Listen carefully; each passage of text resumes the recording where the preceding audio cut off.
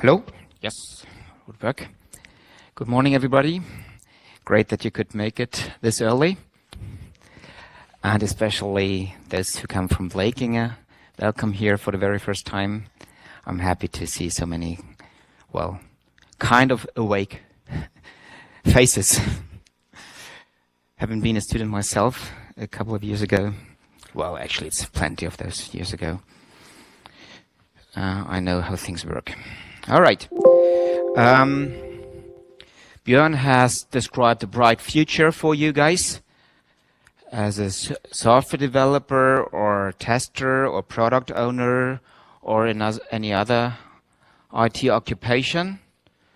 The last obstacle between you and this bright future is a thesis project, I guess. And I'm here to give you some support to make that not just an obstacle, but maybe even a stepping stone towards your first job. My name is Welf Löwe. I'm a professor here at Linnéuniversitetet, but also, as Björn mentioned, I'm involved with Softwerk as a founder and director there. So I have the two views on thesis projects, both from the academic side and from the industry side. It's kind of schizophrenic, and my whole talk will be. And that gives you a picture of how complicated it is to navigate in that space between academic thesis writing and doing something meaningful for industry in the context of a thesis project.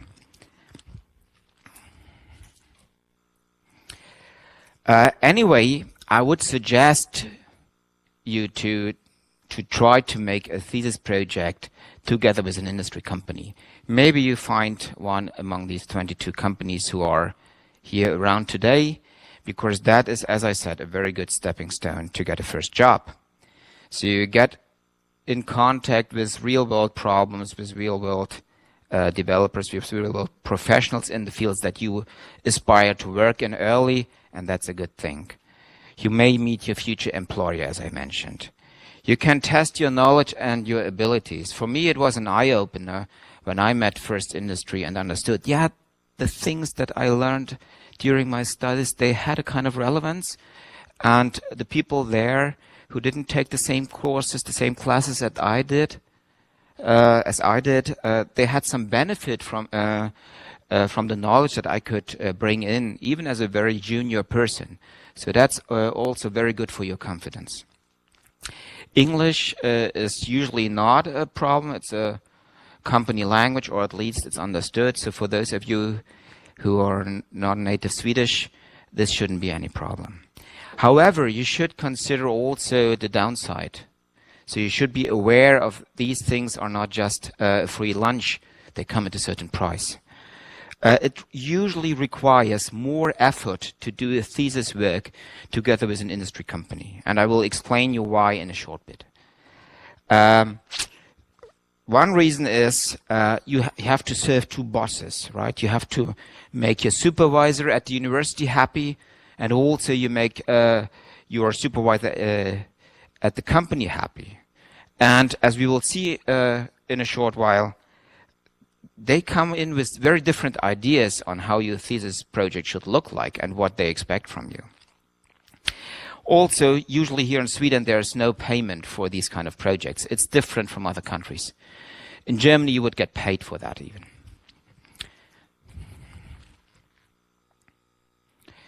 Let's look at the requirements from the university side. These are the requirements from Linnéuniversitetet. I have many colleagues at BTH. I've been teaching there as well, so I know the requirements there are pretty much alike. So they are rather formal to start with. So it's not much to negotiate here, right? So these are the things that you have to fulfill. Otherwise, you don't get a check as having passed the master's thesis or the bachelor's thesis. So you take some thesis course, some classes about scientific methods, maybe some classes about writing, some classes of how to structure your thesis, how to present your thesis. Things the like are taken up in the thesis course. I don't want to discuss the whole process with you here in this class, talk, but these these thesis courses will give you a detailed insight, and they're very strict usually and tell you what to do and what not. Then you need to formulate a thesis proposal. You need to write down what you would like to work on during the next 3 or 6 months. This is an agreement between you and your supervisor, and it must not be changed by either you or the supervisor just alone. So you cannot come after 3 months and say, well, actually, we were starting here and heading for something, but I found something completely different, way more interesting. So that's not possible. Eventually, once you have done all that hard work, you write a thesis report and you have a thesis defense. So the defense is an oral presentation of your achievements. Also, you have to argue about your approach, your solutions. You have to defend yourself against an opponent. This thesis report is the written documentation of your achievements. It usually comes after the oral presentation.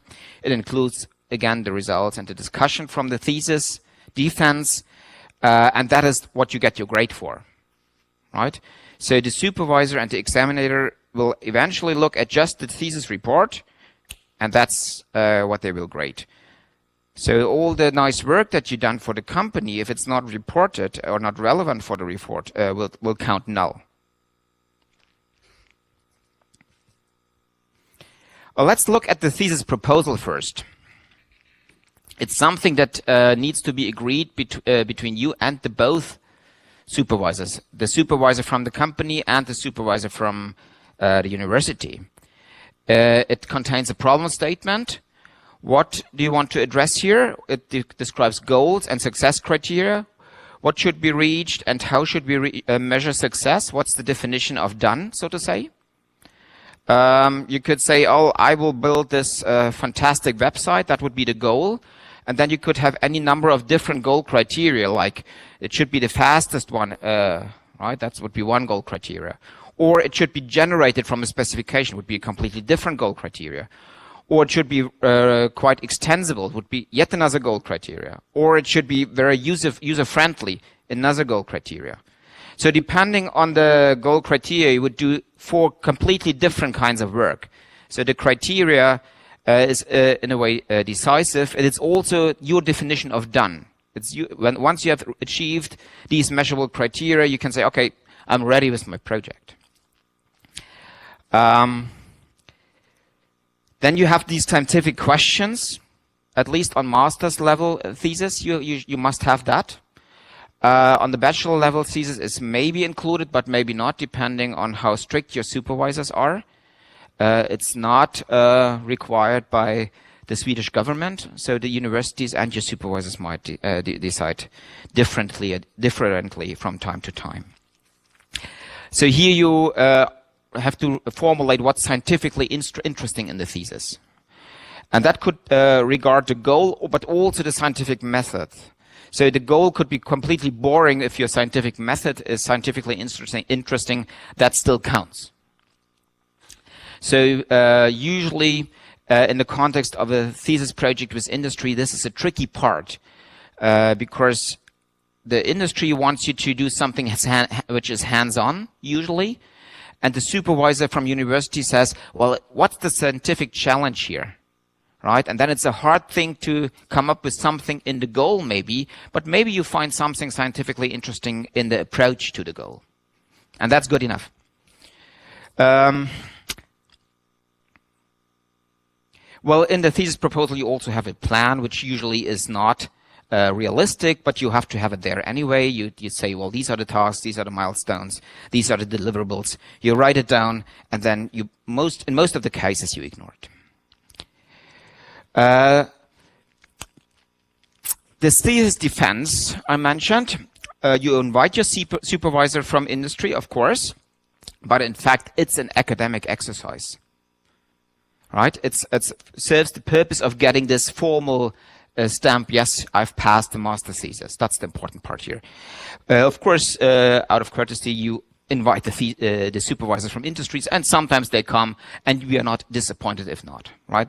It's their decision.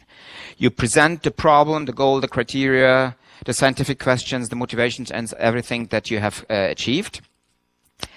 And then you answer these critical questions from first an opponent, which is usually a peer who is sitting with his thesis or her thesis projects next to you and has to read your reported draft and comes up with some critical questions. Usually these questions are not that critical. Your opponent is usually more focused on his finishing his own or her own thesis. And then, yes, there are some questions that I have to squeeze out my brain, but they're not so heavy to answer. But the general audience and your supervisor might have some opinion, so that could be some interesting dialogue coming from there. The thesis report is looking like this. It's rather generic, working well for all IT subjects. You have the introduction, which is in principle nothing but the thesis proposal, just revised or rewritten, but in principle the same structure. So a good thesis proposal is already the first chapter of your thesis. You will structure then you explain then how you structure the thesis, which is every bullet point from point 2 on downwards. So it's a rather simple first part. Then you have the chance to explain some basic theory if necessary, introduce some definitions if necessary. Then you explain the state of the art. So here you refine your success criteria until they really become decisible. They really become measurable. So if I say it should be the most performant website, you say, okay, I want to accept response times no larger than 1 millisecond. Right? You break that down into something that can be measured. Then comes the main part. Oh yes, and with these measurement procedures at hand, you kick out the competitive approaches. You say, well, these guys have built some similar web page, but they're way too slow. They might still be great and way better than your solution according to other goal criteria, but that's also an important part of the goal criteria. You say, well, they might be very user-friendly, but that was not my criterion. Right? I'm out for writing the fastest website, and they suck regarding that. So then you document your approach, your method, your analysis, your design, your solution, your whatsoever. You might even want to describe your prototype implementation. And if you're working for industry, you usually have some prototype or even something that is more than a prototype that you have developed there. Next, you validate or prove your results. That is, you apply the same measurement procedure to your solution, and then while all the other guys suck badly in these criteria, your solution excels, and that's then the proof of you being better than the world. Eventually, you conclude your thesis. You say, well, these were the goals, and these were the achievements, and in principle, you have pointers back to your thesis. And then you have a future work section. This is actually the kitchen sinks of the great ideas you had on the way, right? Whenever you have a good idea and you find out, maybe not now, but I should park that idea, it goes into this future work section. And it's wise to have these great ideas written down on the way already, because usually when you're in the process of writing down your thesis, you have a hard time remembering all the great ideas you had on the way. So just write them down somewhere, and eventually when you write your thesis, you put them in the future work section. The appendix might contain some future documentations of the software, some theory if needed, or something else. And here comes the part of the thesis that your supervisor from industry or that industry is interested in. So you see, there's a lot of gray stuff that you write for getting the degree, but it's, well, not really relevant for your industry partner, right? So in turn, this means also when your industry supervisor is happy with you, then he's maybe happy with the blue stuff here, but you still can write a bad thesis and get a bad degree because you do not perform in the other things, right? Remember, the thesis, the things that you write down is everything that counts for getting a good grade. So being just good and excelling just in your relation with your industry partner, with your company you work for, usually leads to a C or a thesis degree. If you want to have an A+ degree there as well, which is good for your future career, don't be just happy with yourself if you're doing a good job for the company that you work for. So they might be just interested in explain what others have done to achieve the similar goal. They don't want to have a formal comparison usually.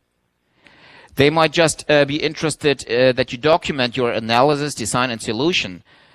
The answer to the scientific questions are dispensable. They want, of course, you to describe the prototype implementation. That's for them and usually the most interesting part. And further documentation of your software. So that's the things that you focus on when you want to make your supervisor from industry happy. In general, the requirements from industry, well, we have the requirements from academia. The requirements from industry are in general not that formal. And usually the companies that you will work for don't have a sheet of paper and say, well, this is what you need to be done. This is your checklist. And when you're good on these points, then we are happy too. So the requirements are instead informal, usually not outspoken, usually not even really understood by the supervisors in the companies themselves. They could be changing from company to company, from task to task in one and the same company, and highly depend on the interests of the company right now. The interest could be, for instance, well, I could be interested in the project results as software. Now I'm changing my hat, right? Now I'm not a professor any longer. Now I'm a director at software. I could be interested in the results. I could as well be just interested in getting contact to bright students. I don't really care about this particular project.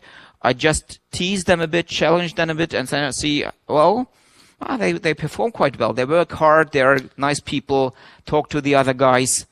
They connect to Björn. So these kind of things are tested. So it's just a laboratory test, I should say, right? It's not really interesting what the outcome is, right? Just how you behave is the interesting part. It could also be that I would like to get in contact with your university supervisor. I know that I know nothing at all about user interfaces. There should be some research. And maybe I just offer a thesis about improvement of some user interface and user experience in order to get in contact with your supervisors, in order to get a better understanding of that subject in general. Yes, assessment of students for hiring. That's actually a very common interest of most of the companies out there that you will meet and who offer you a thesis project. But for sure, these requirements, fuzzy or not, they differ from those at academia. So once again, my interest as a professor, just to change hats back again to the professor, I would like to get in contact with an industry partner to eventually apply for a research grant. That's my motivation for me as a professor, to not only supervise you in an academic project, but having an IT company involved here.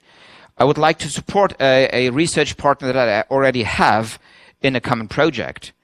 I would like to understand the state of the art in solving some common problems in industry. Usually in some areas, the industry is way ahead us at university when it comes to solving problems. For instance, continuous integration. I would never study in an academic course. I would look at the best practice in industry. I might also be interested in validate my research with industry. So that's me as a professor taking the extra effort of supervising a thesis project, not just with you as a student, but with you as a student working for a company. Changing hats back again to software, to a director at an industry company. I would do this because I want to recruit the right people, as I said. I want to explore new technologies, get cheap workforce. that's actually a warning sign. If you feel that this company is just after cheap labor, it's never a good thesis project for you. You will always run into deep trouble when it comes to fulfill the academic requirements. So when you sense, well, they're not interested really in me, they're not interested in some more advanced questions, they just want me to code this shit because they don't want to pay somebody who would cost 500 to 1,000 crowns an hour to do that, right? If you sense that, run the fast you can, the fast as you can. So that's not a good motivation, but it is out there.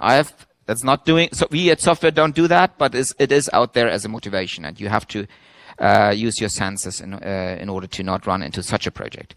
Get in contact with researchers in the field, I mentioned that. Win the university as customer, also rather common. So, finding a thesis project between industry, academia, and you, it's not a trivial task. It takes time and it requires some duration. So, don't wait until the thesis project course starts. Right? If you need a project topic tomorrow and need to write a thesis proposal in a week, well, then it's usually too late to find and recruit an IT company as a partner for a thesis project. So start way in advance before your thesis course or your thesis project is supposed to start to find the right constellation. Also obey holidays in your time plan. It can take a bunch of emails, calls, and time, as I said. Did I mention time already? Before you find the right constellation here. The easiest way is you see a project that is already announced as a collaboration thesis project between an academic supervisor and some partner company. So we have these projects announced. If you find some of these, it's a no-brainer. This is the short track to find such a project. No conflicts of interest to start with. The companies and the company and the supervisor at the university, they are aligned already. They understand more or less all the conflicts of interest that we have discussed so far. So that's a good one. Alternatively, you find an interesting idea outside university. And you seek to get this approved by some supervisor at university, right? So you went, for instance, to a company like Software, and Björn says, well, yes, we are very much interested in trying out this particular app and porting it to React because we want to learn that new technology, right? That could be a good starting point. And then you have to find your supervisor at the university. And then you need to ask yourself, what should be the potential interest of that supervisor? Why would Welf, as a professor, be interested in supervising such a thesis? Right? So check the home pages of the researchers, check their teaching activities, their research activities, and try to put yourself in my shoes and say, okay, Welf is actually interested in composing software, right? How could I tweak that problem into a software composition problem? Or maybe Welf is not the right person because it's not a composition issue in the first place. So maybe I should find somebody else who is more interested in platforms research or portability issues, right? So try to address the right persons there. Vice versa, if you have found a thesis project that a supervisor at university is offering you and you would like to bring in an industry angle to it, again, ask yourself, what is the potential interest of a company in that thesis project? And put yourself in the shoes of a potential supervisor in industry in order to address the right company and the right persons there. So whenever I read the letter starting with, I'm so interested in something and it would be so good for me that if you would help me, then I usually say, yes, of course I can help you, but why should I? Right? So it's not about you this time. So if you want to get something, you have to think in terms of what is good for this university supervisor, what's good for this company, right?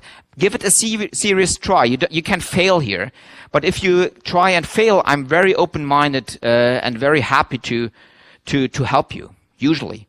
But if somebody comes to me, oh yeah, I've for so long time wanted to work with mobile technology, and I think you could help me a lot on that, then I say, yeah, of course I can. But there are so many others who I can help as well, and I don't have the time. So this, it would be interesting for me or for us, is usually not a valid answer. It's not a valid entry point to approach the supervisors at industry or at the university. Along the way of your thesis, it's your venture. If you're not founding a company, it's maybe the only venture that you drive as an entrepreneur, right? So make sure that you understand that there's no pull relation between you and your supervisors. I won't stand there and say, okay, didn't we have a milestone? Didn't you want to present me something? I usually don't do that. I want the student to be nagging and say, Welf, do you have time for me?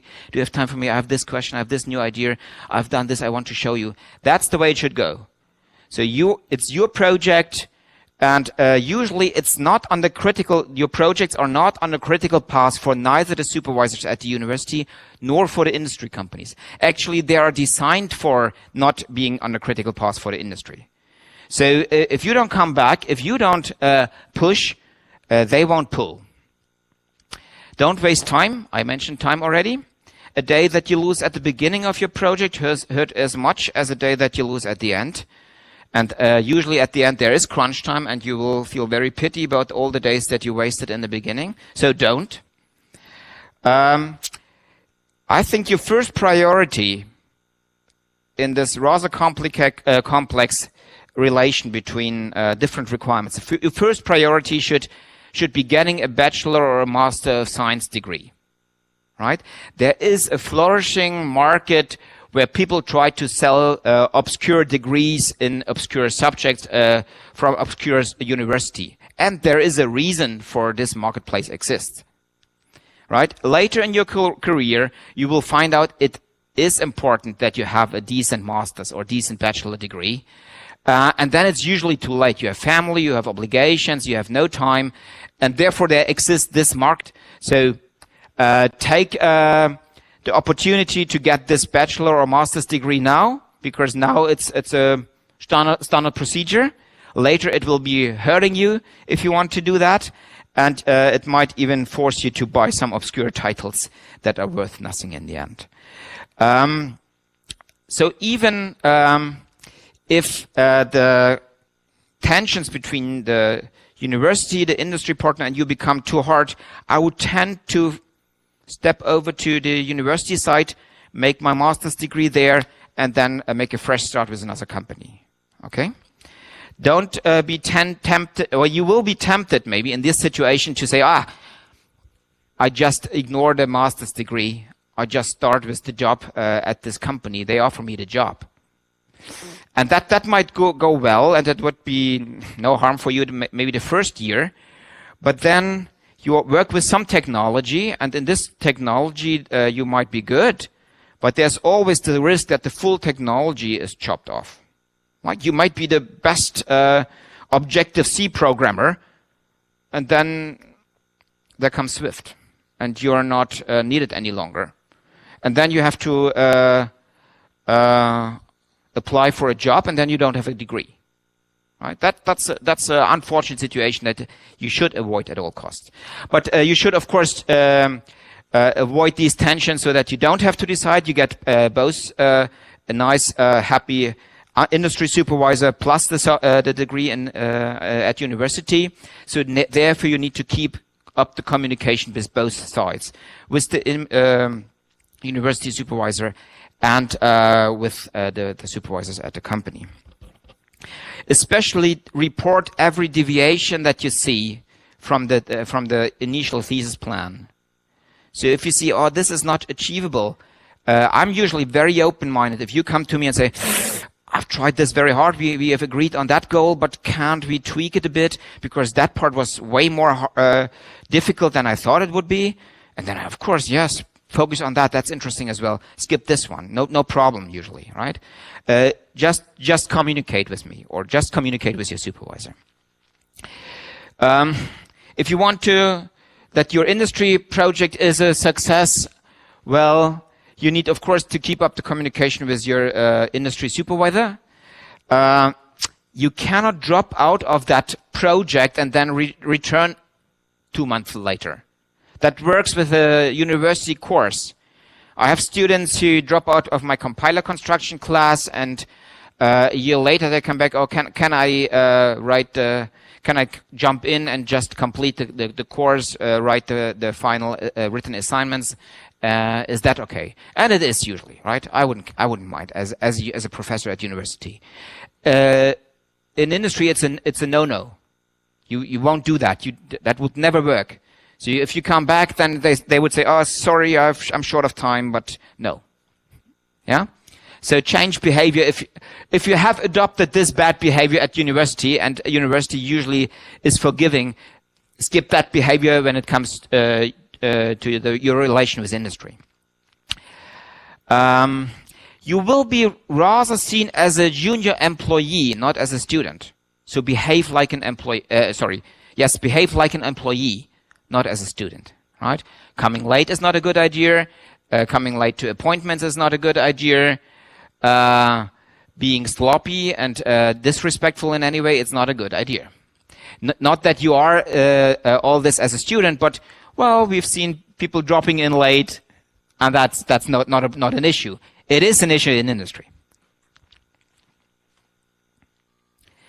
Well, we have seen some hands when Björn asked the question whether we have some exchange students here. Here's some special hints for us immigrants, so to say, things that I learned the hard way. I've been immigrating to Sweden in 2002. Oh, that's way too long time ago. From Germany, and I've made some experience that I would like to share with you as well. People are different. That's a no-brainer, right? But I say it anyway. Different views, different religions, different temperament. Nothing wrong with that. But understand that they are not as you, maybe.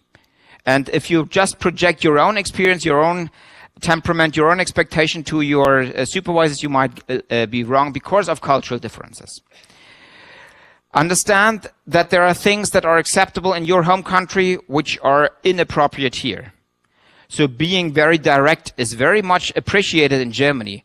It could make Swedish people a bit uneasy, or, Björn? Yes.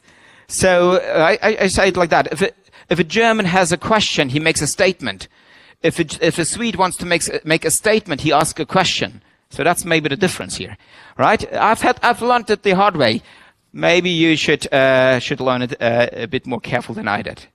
Respect people here, and you will be respected likewise. The Swedish people are very nice, very kind people, right? So don't expect any bigger trouble here if you are approaching the locals here in a respectful manner. And expecting and accepting differences is halfway already to avoid disturbances. As I said, they are Swedish are very nice and tend to be reluctant to criticize. So, which doesn't mean that they're always very happy with you. So if you sense that there is some issues, not outspoken, but you feel that's not 100% full support in a dialogue with a Swedish supervisor, it is usually not 100% perfect. So develop some sensors and some sensibility here.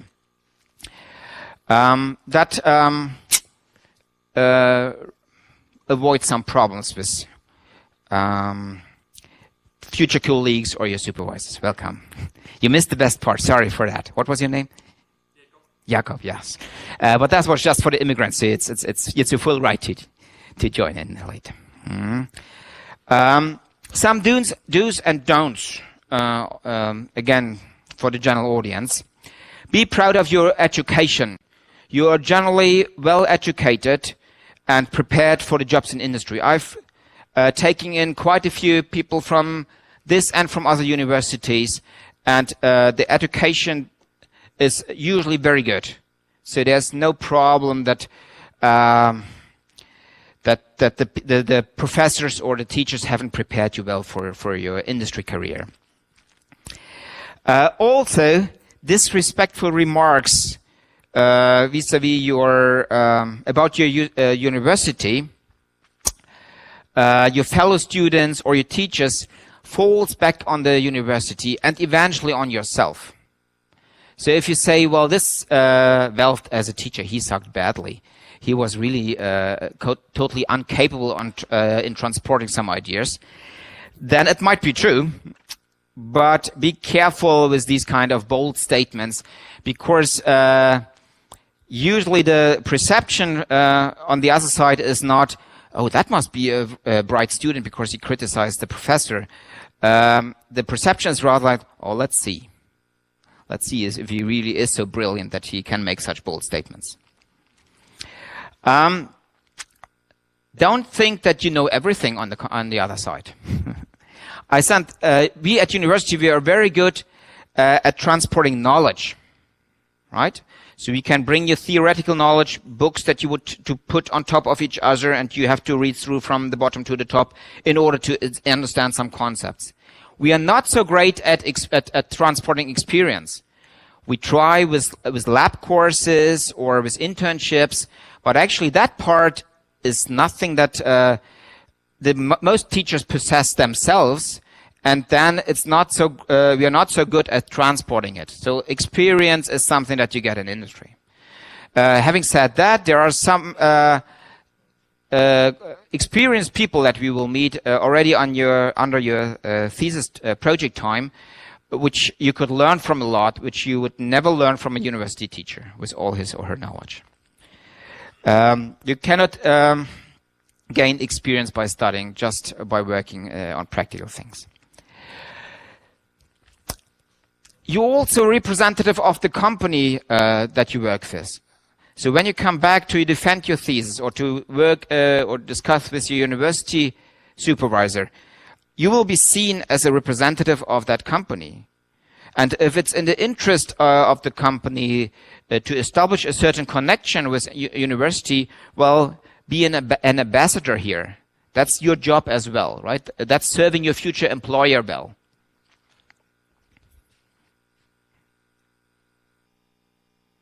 Some useful pointers at the end. There's this Information Engineering Center, the IEC cluster for IT companies. You have a link here on in the slides. We have a whole bunch of member companies, 250 member companies. So if you are interested in the list of companies that you could contact beyond the 22 that are waiting outside for you, this is maybe the list to go to. You might want to join Code Kollektivet. They are organizing interesting seminars. They are behind the organization of this day as well, but they're organizing interesting seminars with dedicated industry companies. If you see these blue pages, blue flyers, have a look and maybe you'll find more in-depth information in one of these seminars. And of course you want to be friends with Diana Unanda Nodle. This is the lady that Björn has so well described before. She has been organizing also this day. Actually, she's the mastermind behind the whole organization today. She knows everything that is on my slides and a lot more. So if you have any further question, either contact me or preferably Diana, you get even more. Thanks for your attention. That is all for me today. Thank you. Question? Thank you, Welf. And I just want to add two more things to what you just said. Firstly, you described a situation where you would meet a future employee who would criticize either a former employee or a professor or something like that. Again, don't do that, because the only thing I, as a recruiter, would think is, okay, so what is he saying about me when I'm not here? This is, you don't criticize. You have had an amazing experience at all your previous workplaces. And the reason why you're moving on from whatever it is you're doing right now is because you want to explore new ventures, but they have taught you so much, okay? Secondly, Welf talks about Code-kollektivet. And this is also something of deep interest, not just Code-kollektivet, but your private interest in development. Any good development manager will ask you, so what are your private projects? How does your GitHub look? Oh, so you've been a member of Code-kollektivet. What did you do? Hackathons, perhaps? What any good development manager is looking for is a genuine interest in development, because we know that if you have a genuine interest in software and software development, we can always make good use of you. Right. So we now have a short fruit break, I believe, and this will end in 10 minutes from now, because Welf ran over for a little bit. So I guess we have fruit just outside. Just get out, get a fruit, and get back in 10 minutes, because at 10:25 we will be commencing. Okay?